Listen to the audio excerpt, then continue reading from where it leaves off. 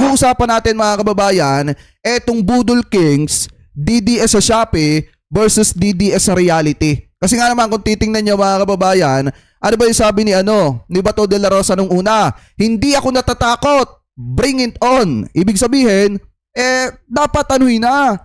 Gawin na mga kababayan, dapat mangyari na. Bilisan nyo na. Kasi nga hindi siya natatakot. Pero ang sumunod na nangyari mga kababayan, yung sabi niya, bakit susuko? Bato de la Rosa considers going into hiding. Ibig sabihin, magtatago. Etong si Senator Bato, hindi niya haharapin yung arrest warrant na possible na lumabas. Kasi kung titingnan nyo mga kababayan, eto po kasing si Heydarian, etong si Richard Heydarian, siya po kasi yung nag-expose dati about po do sa impeachment nitong si Sara Duterte na kung saan may 200 plus daw na mga kongresista na handang bumoto para ma-impeach etong si Sara. At nangyari nga naman, nasa 200 mahigit yung bumoto para ma-impeach etong si Sara. At ngayon mga kababayan, naglabas po siya, March 19, kahapon pala, naglabas siya mga kababayan ng statement. Sabi niya, another arrest warrant for another architect of EJK called becoming soon. Yun. Biruin niyo mga kababayan malapit na. Baka nga magulat tayo mga kababayan. Pagpalagay nyo, nangangampanya etong si Senator Bato, pagpalagay natin sa Davao o kaya sa Siargao o kaya doon sa mga malalayo sa Senado, biglang magulat na lamang siya, sinasalubong na siya ng ating mga law enforcer mga kababayan at isinoserve na sa kanya, ini-implement na sa kanya yung arrest warrant. Kasi kung titingnan nyo mga kababayan sabi dito, another arrest warrant for another architect of EJK called becoming soon. So ibig sabihin mga kababayan, alam na din ni Senator Bato na anytime pwedeng i-implement sa kanya mga kababayan yung arrest warrant once na lumabas sa International Criminal Court at padaanin ulit sa Interpol mga kababayan. Kasi hindi siya magbibitaw ng mga salita mga kababayan na bakit siya susuko. Kasi nga magtatago siya. Pagtataguan niya ito dahil ayaw niyang magpa-aresto at hindi siya papayag na ma-aresto siya mga kababayan. Yung sinasabi niya na aalagaan niya si dating Pangulong Duterte, wala pong katotohanan yun. Pinaplastic niya lang yung mga taga-suporta ni dating Pangulong Duterte. Kasi nga, ang iisipin niya pa rin yung sarili niya at yung personal agenda niya. Paano nga naman? Kung sakali na ma-aresto siya at ma-deliver siya, madala siya dun sa The Hague, Netherlands, paano nga naman niya makikita yung kanya mga apo habang lumalaki? Ano nga naman ang mangyayari sa kanya? Hindi siya madadalaw araw-araw or lagi-lagi ng kanyang kapamilya. Kasi nga mga kababayan, malayo yung The Hague, Netherlands. So ngayon kung titingnan nyo, mas ang gagawin itong si Bato de la Rosa, magtatago siya at hindi niya sasamahan si dating Pangulong Duterte. Yung sinasabi niya na handa niyang alagaan si dating Pangulong Duterte hanggang sa huli, isang malaking kalokohan po yun. Hindi niya tutuparin yun. Pinapautog niya lamang or pinapangakuan niya lamang, niloloko niya lamang yung mga taga-suporta ni dating Pangulong Duterte. So ito, pakinggan natin, ito nakita nating balita na kung saan sabi po dito mga kababayan, Senator Bato de la Rosa pinag-iisipang magtago at di sumuko kung maglalabas ng arrest warrant ang ICC. Bakit magtatago mga kababayan, di ba? Kung mahal niya si Duterte, dapat di siya magtatago. Dapat sasamahan niya si dating Pangulong Duterte sa ibang bansa at aalagaan niya hanggang sa huli. Kaso ang problema, yung tao na nagsasabi na iaalay niya daw ang buhay niya kay dating Pangulong Duterte, fake news pala. Ano po ito, i-play po natin. Posible magtago at hindi sumuko si Senador Bato de la Rosa sakali maglabas ng arrest warrant ang International Criminal Court o ICC laban sa kanya. Nasa frontline balitang yan si Mean Los Baños. Baka ngayon, pagbaba ko sa entablado, nandyan na nakabang na sila, arestuin na ako. Bahala kayo, sige. Nitong nakaraang linggo lang, matapang ang pahayag ni Senator Ronald Bato de la Rosa na handa raw siyang samahan at alagaan si dating Pangulong Rodrigo Duterte sa Diba? International Criminal Court o ICC. Pero ngayon, tila nagbago ang kanyang tono. Sakali man daw na maglabas ng arrest warrant ang ICC at padaanin ito sa Interpol, pinag-iisipan ni Bato na hindi sumuko. Diba? Opsyon na raw para sa senador ang pagtatago. Kung wala tayong makita na justisya dito sa ating bansa, bakit ka susuko? Ah. Mahirap man daw doon. Ultimo yung anak nga, hindi bisita ng basta-basta yung anak na si Vice President Sara. How much more kung ako na pareho lang kaming detainee. Kung final na O di ba mga kababayan, ano yung sabi ni Bato de la Rosa? Kung wala na daw makikitang hustisya, bakit daw siya susuko? Bakit daw susuko? Kung si Sara Duterte nga daw hirap na dalawin, etong si dating Pangulong Duterte, paano pa kaya daw siya? Mga kababayan, parehas lang naman daw silang detainee. Ibig sabihin kasi ang mangyayari dito, tandaan nyo mga kababayan ha, kung sakali na makulong itong si Bato de la Rosa sa ICC, sa International Criminal Court, yung pagkukulungan po kasi sa kanila, hindi sila magkakasama. Ang pagkakaalam ko mga kababayan, sa isang kulungan, isang tao. Tapos sa isang kulungan naman, isang tao lang, ibig sabihin magkakahiwalay sila. Hindi nga naman niya makakasama at maaalagaan etong si dating Pangulong Duterte.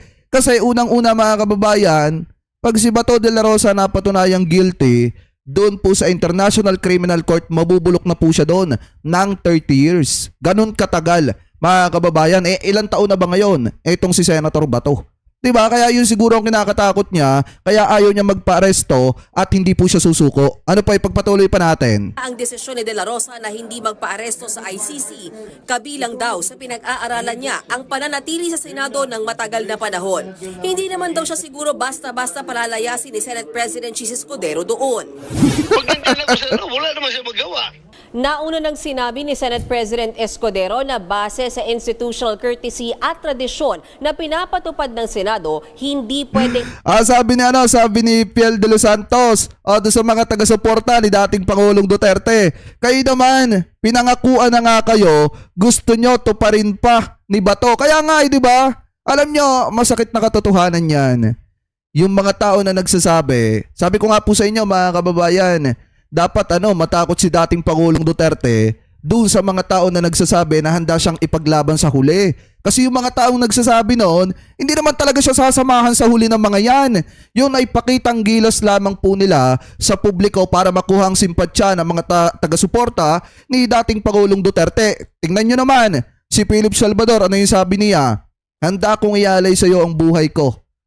Tay, ialay ko sa iyo ang buhay ko, iaalay ko ang buhay ko kay dating Pangulong Duterte. Nasaan siya ngayon? Kasama ba siya sa Dahig Netherlands? Hindi. Si Bato de la Rosa, handa ding ialay yung buhay niya. Ano nangyari? Ito, magtatago na once na lumabas yung arrest warrant. maaresto ang isang senador na nasa loob ng Senate premises, may session man o wala. Pero inaasahan din daw ni Escudero na hindi pang matagalan ang paglalagi sa loob ng Senado dahil kailangan pa ring harapin ng mambabatas ang kanyang kaso, lalo na kung naayos na ang kanyang depensa. Dagdag pa ni Bato, pinapakita lang daw ng Senado na ginagawa nito ang tama matapos siyang payagan na mamalagi roon. Pero kung nagawa Tama ba yun? Tama ba yun sa'yo, Senator Bato? Na may pananagutan ka, gagamitin mo ang Senado para pagtakpan ng sarili mo? Anong tama doon? Diba ang Senado, para sa mamamayang Pilipino yan. Para pakinggan ninyo at gumawa kayo ng, para pakinggan ninyo ang hinanain ng taong bayan at gumawa kayo ng batas na makakatulong sa mamamayang Pilipino. Hindi yung ginagamit mo lang at gagamitin mo ng paulit-ulit para sa pangsarili ninyong interes. Yan ang problema sa inyo. Diba sa mga trapong katulad ng mga ito mga kababayan, ang problema sa kanila, gamit nila yung Senado para sa pangsarili po nilang interes. Kaya nga sa totoo lang, kawawa ang taong bayan sa mga taong ito. Kasi pag interest nila yung pinag-uusapan at masasagasaan yung interest nila, walang papel sa buhay nila ang mamamayang Pilipino. Isnab sa madalit salita. Ini-isnab ang inyong mga hinanain kapag ka sa mga ito ninyo ipinaabot. Kasi uunahin ng mga yan ang interest nila. Kanya na ang lahat at kailangan talaga siyang arestuhin, hindi naman daw manlalaban si Senator Bato. I know what's the might of the Philippine National Police because I've been the chief of the PNP. Alam ko how to do it. So, bakit ka pa manlaban is useless. Kung manglaban, Kaya nga. Ayon din kay De La Rosa na Kaya dapat Senator Bato kung may natitira ka pang kaunti o katiting na kahihiyan, isurrender mo na sarili mo once na lumabas yung arrest warrant laban sa'yo. Surrender mo na. Kasi nga, nakapagbitaw ka na ng salita, naaalagaan mo si dating Pangulong Duterte doon at sasamahan mo. Kahit hindi mo siya kasama sa kwarto, maipakita mo lamang yung presensya mo na naandudong ka sa Dahig Netherlands, magkasama kayo doon kahit magkahiwalay kayo ng kwarto, doon pa lang masasabi na ng mga taga-suporta ni dating Pangulong Duterte na naging tapat ka sa mga salitang binibitawan mo. Hindi yung salita ka lang ng salita pero ang ending sa huli, yung salita mong sinasabi nyong matigas, lumalambot pala. Diba, ipagpatuloy pa natin. nasa Pilipinas lang siya.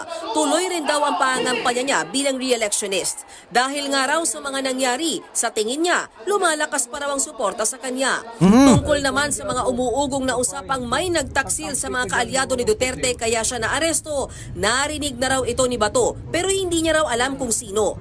Pero aminado siyang masama ang loob kay National Security Advisor Eduardo Año dahil hindi man lang daw tinimbrihan ang dating Pangulo tungkol sa pag-aresto sa kanya.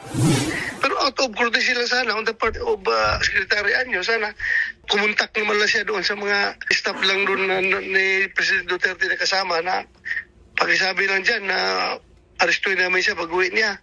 More on the personal level ang aking tampok. Hindi kasi pwedeng ganon. Pag ginawa yon ni Secretary Anyo, parang nag-traitor siya sa Pilipinas. Parang pinagtaksilan niya mga kababayan ang konstitusyon. Maliwanag naman po kasi ang mandato at sinasabi ni Secretary Anyo, magiging tapat siya mga kababayan sa bansang Pilipinas at sa chain of command. At especially, magiging tapat po siya mga kababayan sa konstitusyon at sa Republika ng Pilipinas. Hindi sa kung kanino mang mga politiko. Biruin nyo ha, eto kasi si Secretary Anyo mga kababayan, yan po ay nagkaroon ng posisyon ng panahon ni Pinoy.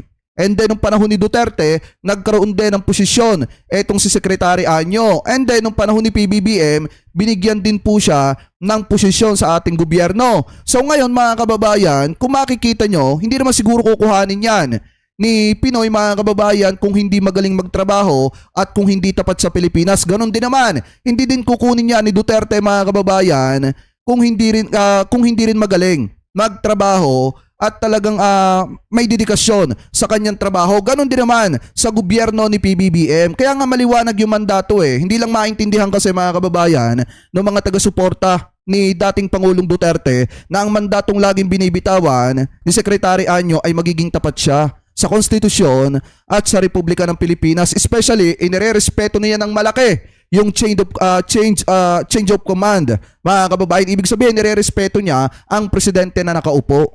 Pagka ginawa niya, titimbrehan niya etong si dating Pangulong Duterte, di parang tinraidor na niya yung presidente na nakaupo at ang Republika ng Pilipinas. Di ba parang ang dating pinapatakas na niya yung taong aarestuhin. Kita niyo yung mga katuwiran nitong si Bato. Ano po ngayon, ipagpatuloy pa natin. Inaasahan na lang daw ni De La Rosa na ang gagawing pagdinig ng komite ni Senator Amy Marcos bukas, kaugnay sa pagkaaresto kay Duterte, ay makatutulong para mabawasan ang anyay pagkakawatak-watak ng mga Pilipino. Bagamat tingin ni De La Rosa, malalim na ang sugat at maghihilom lang daw ito kung maibabalik si Duterte sa Pilipinas. Nako? Nagbabalita mula sa Frontline, Mean Los Baños, News 5.